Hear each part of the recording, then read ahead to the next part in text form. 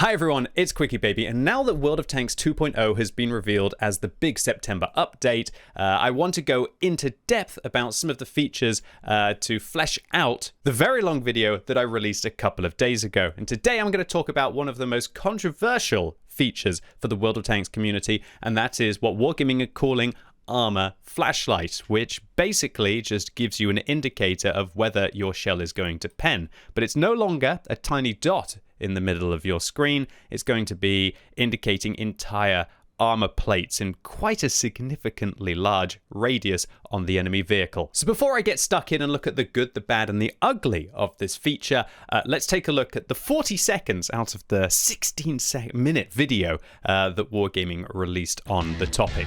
Another game mechanic improvement is the updated armor penetration indicator. Pressing the Y button lets you highlight the armor not only at the aiming point, but also the surrounding area. It activates with a slight delay after you stop and start aiming. The highlighting works only in sniper mode, within a small radius inside the aiming circle, and at a distance of up to 300 meters. So just to point out, it looks quite jarring, and my initial response was probably more of a knee-jerk reaction. Now that I've had some time to be able to go away and think about it, I want to try and collate some of those thoughts in a wonderful PowerPoint presentation on Flashlight 2.0. So firstly, I want to cover some common misconceptions with the flashlight. Firstly, that it is disabled by default. You either have to press Y on your keyboard, which is the default key binding in a battle, or alternatively, there is an option that allows you to be able to enable it by default in the battle. This means that with a few clicks in your settings, you won't ever have to press Y in a battle to be able to enable it. The reason why this is important is a lot of people seem to be writing comments saying, oh, but QB, you're not taking into account that you have to press Y, as if that's going to be a major inconvenience. Well, in a simple settings, it's not as if you have to press it every time. It's going to be on for players who want to use it constantly. However, it doesn't work inside sniper mode, although this fact is, in my opinion, pretty irrelevant, because the only time you should really be shooting in third person is if you're advancing into position and you have an opportunity. I think 90% of my shots are done where I'm moving very, very slowly, making micro adjustments, or alternatively if I'm sitting completely still. The next point to highlight is that it won't work beyond 300 meters. So this means that stationary snipers, which are outside your view range, will not be significantly advantaged. It's meant for short to mid-range combat, and I'm really interested into the thought process of Wargaming to sit it at 300 meters. You think if they really wanted it to be close-range combat, it would kind of be 150. They've kind of gone for this mid-range that really just gets rid of the sniping aspect of Flashlight 2.0. The next point is that it won't work while you are moving.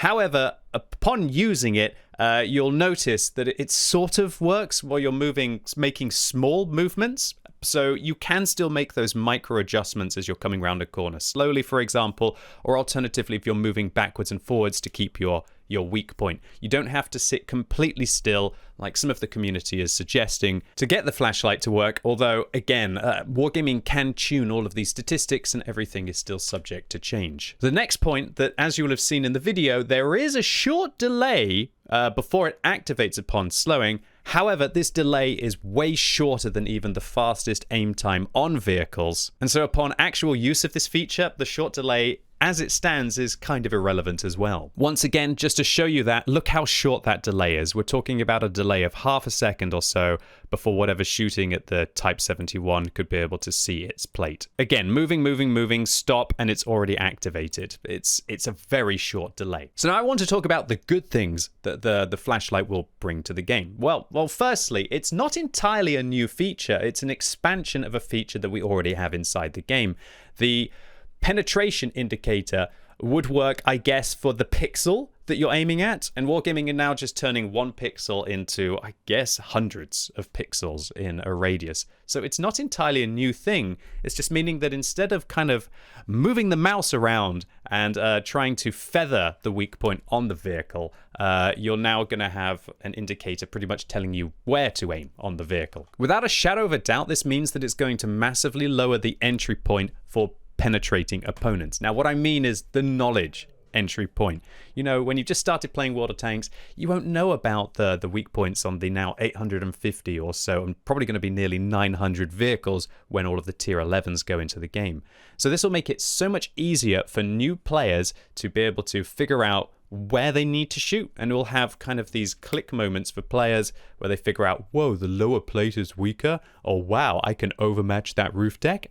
Yeah, it's really going to help newer players who have not a clue with where they need to actually penetrate vehicles. This will allow casual players to feel yet less useless inside the game, and it will also, I guess, help you teammates be less useless. But remember, for every teammate that's less useless, there's going to be one less useless player on the enemy team to be able to counter that fact. So this is going to be a really amazing tool for active learning inside training rooms. I would actually suggest that Wargaming create a super flashlight specifically for this purpose. It'd be great if it was just on all the time. There was no delay. You could use it when moving. You could use it up to that 568 meters render distance, purely so that people can be able to learn the hitboxes more effectively. Let me clarify, I have no problems in any way with the great tools for helping people to be able to learn the game. It's just when you make those great tools on by default and reward players for not actively trying to learn the game, that's where I think issues occur. Next, we've all been in that kind of situation where we're playing against a vehicle that we don't really know what we're doing against at one time or another in our World of Tanks career. And while a lot of players will simply alt-tab and go on an awesome website like Tanks GG and question why they were unable to handle that engagement, a lot of players just aren't willing to do that, or they have no interest in doing that, or they don't know how to do that.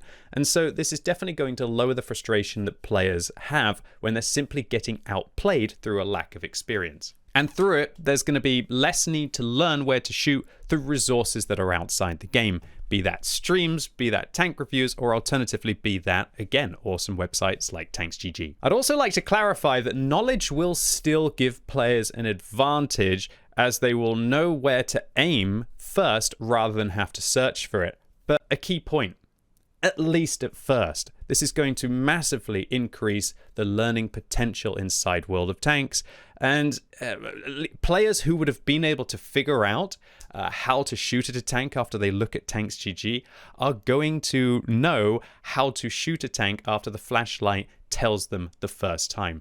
And so a lot of people are thinking that the casual players are likely to stay casual even with the flashlight, but at least I think the vast majority of players, once they've enabled the flashlight, will have those click moments very easily when it's guiding them into the green areas on the vehicle. So with all of the good aspects covered, now I want to talk about, in my opinion, the bad things that will come from the flashlight. Firstly, armor is about to get a significant nerf inside the game. There is absolutely no doubt about it that armor will become less relevant with the armor flashlight. Players without knowledge will have a real-time tool to search your vehicle for its weak points, meaning that anyone with the basic ability to use the flashlight tool will no longer be held back by their knowledge in penetrating a vehicle's armor. And armor is one of the core parameters in World of Tanks that differentiates it from other shooter games. So whenever Wargaming add features to the game that negate one of the core principles that differentiates it, I really feel that they in turn make World of Tanks a lot more similar to other shooter titles. Undoubtedly as well, you're very likely to get penned in previously hidden weak points. An example that I used in my previous video is the FV215B. If you imagine that an FV215B is side-scraping around a corner, I'll do it on the other corner so it makes more sense with the penetration indicator. If the FV is side-scraping around a corner, you might struggle to be able to find an area to be able to penetrate the FV215B. However, if a flashlight appears when you're aiming at the side of the vehicle, you're going to very quickly find a very large green area that is easy to be able to penetrate. And so what this means is that a vehicle that is probably the worst performer at tier 10 heavy tank is very quickly going to have its weak point known by not just probably 50% of the player base, but 100% of the player base who bother to use this tool. This is without a shadow of a doubt going to be one of the most annoying things to me, because there's no other real opportunity to play an FV215B in this situation. You have to side scrape and you have to hope your opponents suck and hope that they don't know about the weak point and hope that they're not going to hit it if they do.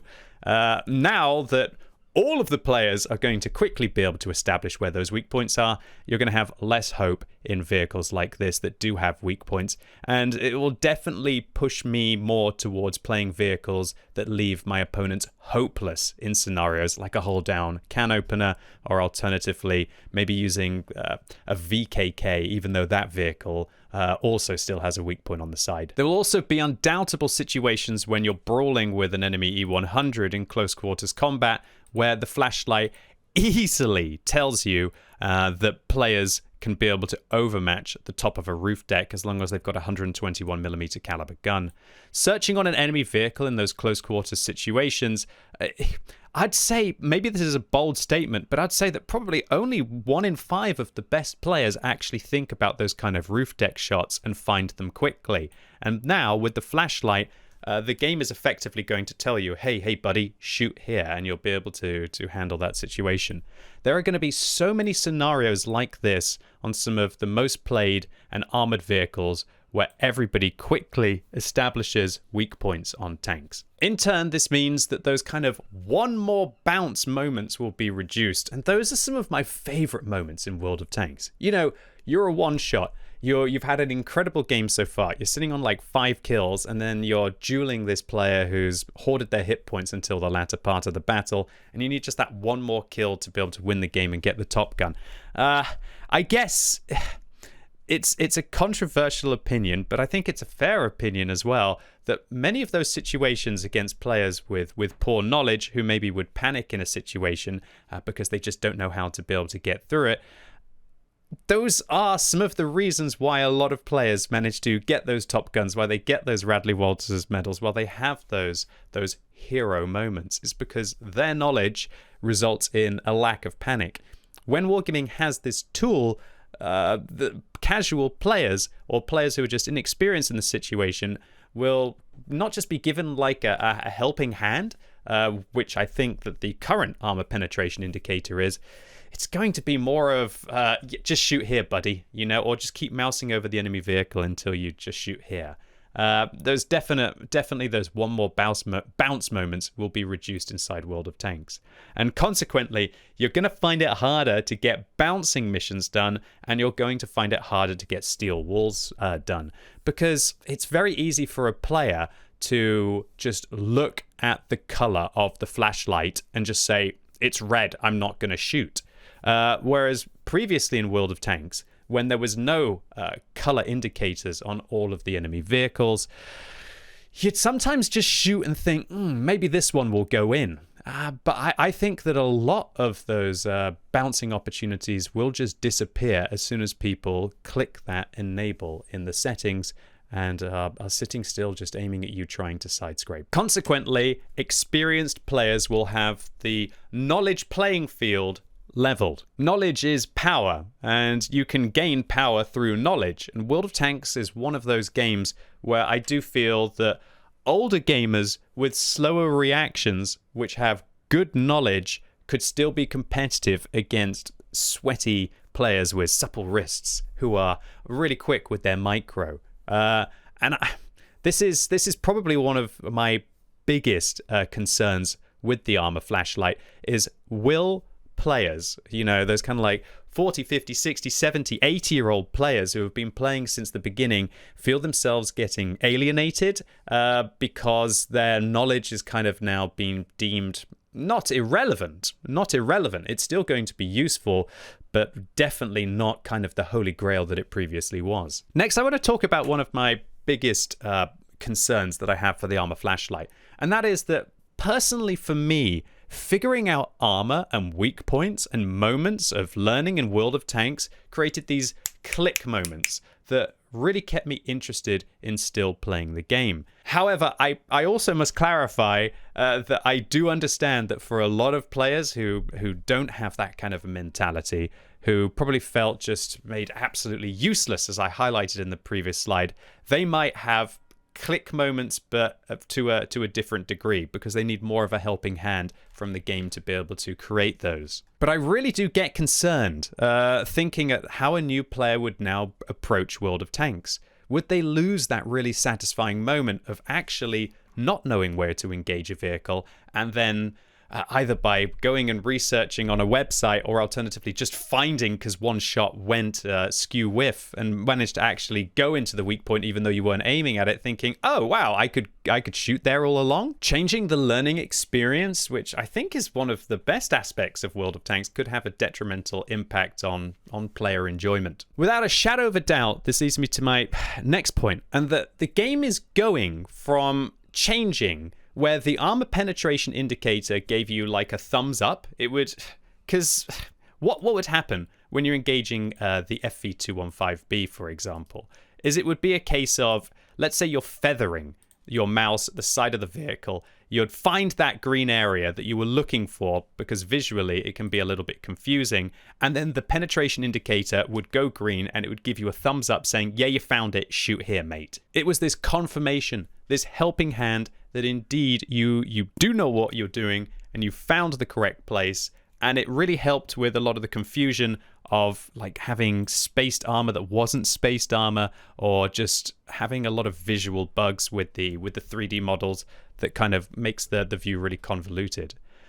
The system as it will be is changing from this kind of like thumbs up, you know what you're doing, click here and you're good, to now just more or less actually telling you where to shoot. And as a lot of the mystery and the mechanics in World of Tanks become blaringly obvious, so much so that it's just painting big green or red marks on the enemy vehicle, I wonder when that mystery disappears, if the game will still be as interesting. There's a reason why soul-like games, for example, have become oh so popular, and that's because they do have that ruthless kind of vibe to them. A depth where skill and knowledge are paramount in whether you're going to be successful. And without a shadow of a doubt, the armor penetration indicator that comes with the flashlight will lower the knowledge entry point and also kind of curve to the game. So to conclude, for the flashlight, it will result in a significant reduction in the entry point of being an experienced marksman inside the game. It will be a huge advantage for players who haven't learned key mechanics and weak points, and it will be a considerable nerf, in my opinion, to armor and players who depend on knowledge to be able to win engagements. It's easy to say, however, as a player, that I've learned, so everyone else has to. But I've been thinking about this quite a lot. And look, if you're like me, you've been playing for years, and maybe you started where there were 100 different tanks to learn, or maybe there were like several hundred different tanks that you would have to learn when you started playing the game. But clearly, now in 2025, and to make the game possible for people to join in the future, you have to learn 800, if not 900 different tanks worth of armor. And so the entry point of World of Tanks as the years have gone by with regards to knowledge of armor has changed from being, okay, you know, learn 50 or 100 tanks and you're pretty good, to now being literally learn several hundred different vehicles. Even if you just play tier 9, for example, that is how many tanks you could actually manage to meet. And it's going to be more in the next patch as 16 tier 11s are going to be joining the fray. And that is not just kind of like a hill that you have to climb when you start playing the game. It's a mountain that you have to climb when you first start playing the game. Accordingly, the flashlight gives a brighter future, to World of Tanks with new players. However, that's if it doesn't alienate the core audience and cause a player exodus, especially from players who are now, you know, like their 30s, 40s, 50s, 60s, of which pretty much everyone is if you've been playing since the beginning of the game, right? As they end up getting frustrated as armor doesn't mean anything anymore. So, yeah, my overall conclusion is that the flashlight will reduce confusion inside the game. Now, whether that's a good thing or not, that comes down to you as a player. Undoubtedly, I'm in the side of players who know all of the armor models, and I gain that as an advantage against people that I play against on the battlefield. So this is undoubtedly going to make me worse as a player, and it will have the same impact for 90% of you guys out there as well. And I don't really think there's a right or a wrong answer here. And I would personally lean on the side of, I feel like everyone who was going to start playing World of Tanks was already going to play World of Tanks. And I don't see this game's audience increasing in the future. And so I lean on the side of Wargaming should be very careful with alienating their core audience. Anyway, ladies and gents, boys and girls, that was my look of the flashlight coming inside World of Tanks 2.0 in September. I really hope you enjoyed this video and enjoyed the breakdown. And if you did, give it a thumbs up. If you hated it, give it a thumbs down. And let me know in the comments, like, what kind of a conclusion do you come to for the flashlight? Do you think it does more good than harm, or do you think it does more harm than good? And if you're watching this video as it goes live on Thursday, I'm going live all day on twitch.tv/QuickyBaby with some very exciting mystery drops today. So come along, as you have about a 1 in 100 chance of getting an E75 TS with a 3D style and 1 in 100 chance of getting an SU-130PM and TVP 100. And if you don't get lucky, you still get some pretty cool 3D styles of premium consumables and a 2D style in what is going to be an absolute mega day of loot on twitch.tv/QuickyBaby. Anyway, really looking forward to seeing you all live right now. And as always, thank you so much for watching. You've been epic, and hopefully I'll see you soon.